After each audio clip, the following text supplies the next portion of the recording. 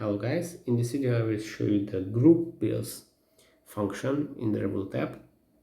First of all, you go to the features section here, and then the fourth icon is the group bills.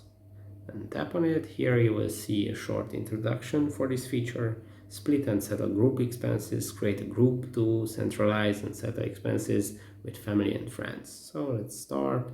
Let's see what they have. Share expenses in one place. Create and customize your groups to stay in control of shared expenses. Add your bills to track them all in app. Settle up instantly. You paid for pizza. Your friend paid for drinks. Keep track in the group and pay or get paid in the app.